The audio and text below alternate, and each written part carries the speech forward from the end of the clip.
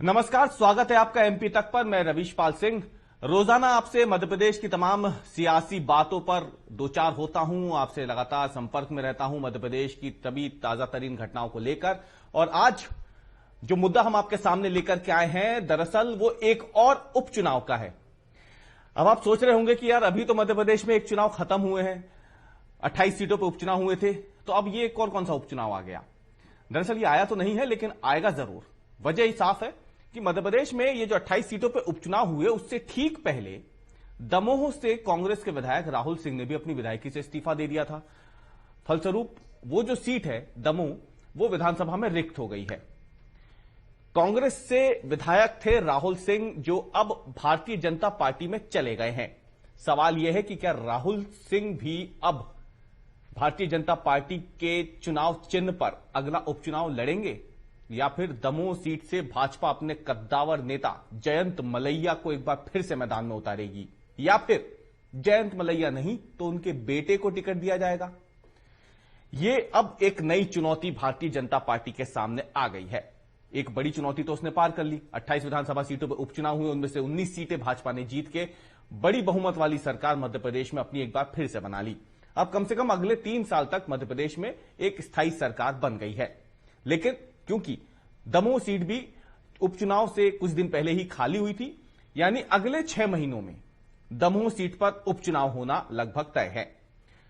इन 28 विधानसभा सीटों पर जो उपचुनाव हुए थे, उनमें से 3 सीटें ऐसी थी जो कि विधायक के निधन से खाली हुई थी।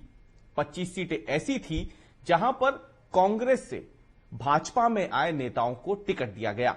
यह वादा था जो शायद उनसे किया गया था, और इसी वादे के तहत उन सभी को भाजपा ने उम्मीदवार बनाया, यह जानते हुए भी कि भाजपा का अपना कैडर इससे नाराज होगा।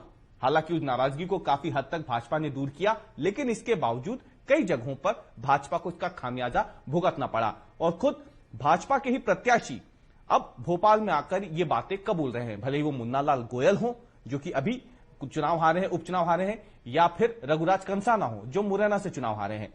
ये दोनों नेता अभी यही कह रहे हैं कि भाजपा में कार्यकर्ताओं ने उन्हें स्वीकार नहीं किया, और यही वजह है कि कार्यकर्ताओं ने या स्थानीय भाजपा के नेताओं ने उस दमखम के साथ चुनाव नहीं लड़ा जैसा वो भाजपा के प्रत्याशी के लिए काम करते हैं। खैर, ये तो हारे हुए नेताओं की जुबानी थी, लेकिन दमोह में अब पेंच कहां फंसेगा। दमोह में भाजपा क्या उसी तरह से कांग्रेस छोड़कर भाजपा में राहुल सिंह को टिकट देगी, या फिर जयंत मलैया को, या उनके बेटे को। भाजपा के सामने यह ऊहापोह की स्थिति है। हालांकि भारतीय जनता पार्टी कोशिश यही करेगी कि जो डेंट उसे 28 विधानसभा सीटों पे हारी हुई सीटों पर देखने को मिला है, कम से कम ऐसा दमोह में ना हो। भाजपा क्योंकि जब भी चुनाव लड़ती है, भले एक सीट पे हो या एक से ज्यादा सीटों पर, उसे जीतने के लिए लड़ती है, और यही भाजपा को दूसरी पार्टियों से अलग करती है। भाजपा का कैडर महारथी माना जाता है जनता को उनके घरों से निकालकर पोलिंग बूथ तक लाने के लिए।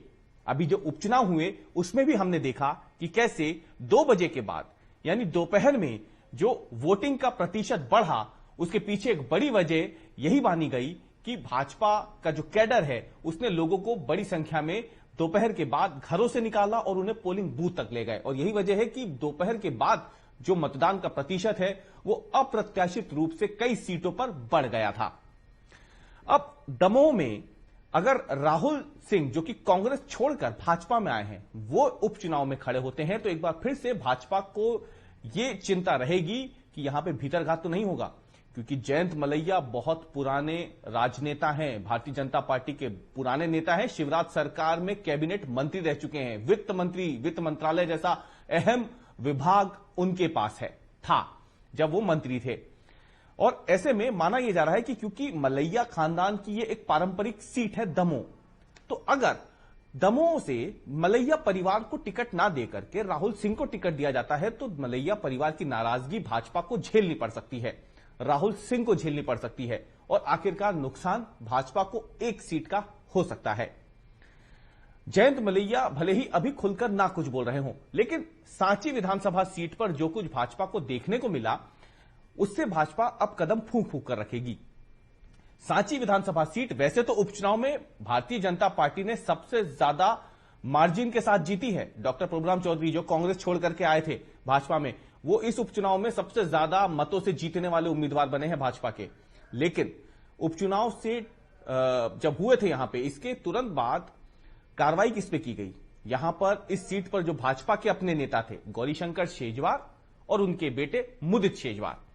क्योंकि पार्टी को इस बात के संकेत मिले थे कि जब ये उपचुनाव की तैयारी हो रही थी, प्रचार हो रहा था प्रभुराम चौधरी के लिए, तो भाजपा का पूरा कैडर एक था, लेकिन मुदित शेजवार और उनके पिताजी जो है गौरीशंकर शेजवार, जो कि उस सीट से, जिनकी पारंपरिक सीट रही है सांची क्योंकि, तो वहां पर उन्होंने पार्टी के विरोध में काम किया था।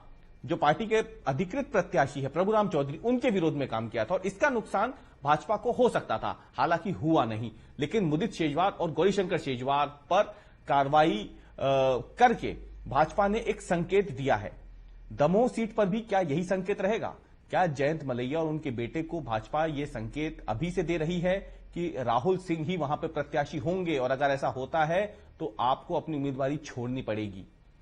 लेकिन अगर नहीं मानते हैं जयंत मलैया और वो भाजपा के टिकट से उन्हें लड़ने का मौका नहीं मिलता है, तो इतना जरूर तय है कि जयंत मलैया और मलैया परिवार का दमोह सीट पे अच्छा खासा होल्ड है। उस सीट पर कई बार वो जीते हैं, उनके अपने समर्थक, कार्यकर्ता, प्रशंसक, उनका अपना कैडर वहां पर है।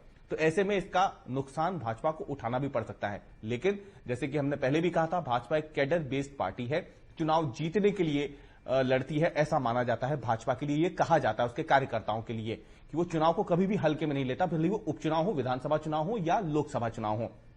ऐसे में देखना अब ये होगा कि जयंत मलैया क्या सांची विधानसभा सीट से सबक लेते हुए खुद को ये पहले ही इस रेस से बाहर कर लेते हैं, परिवार का ही कोई सदस्य जो है वो प्रत्याशी बनेगा, या फिर वो राहुल सिंह के लिए अपनी पारंपरिक सीट छोड़ते हैं और वहां से राहुल सिंह को भाजपा चुनाव लड़ाती है। लेकिन इतना जरूर साफ है कि एक चिंता से भाजपा भले ही अब मुक्त हो गई हो, लेकिन अब इस एक सीट पर भी आने वाले दिनों में उपचुनाव जब होंगे तो भाजपा के सामने एक नई चुनौती जरूर सामने खड़ी होगी।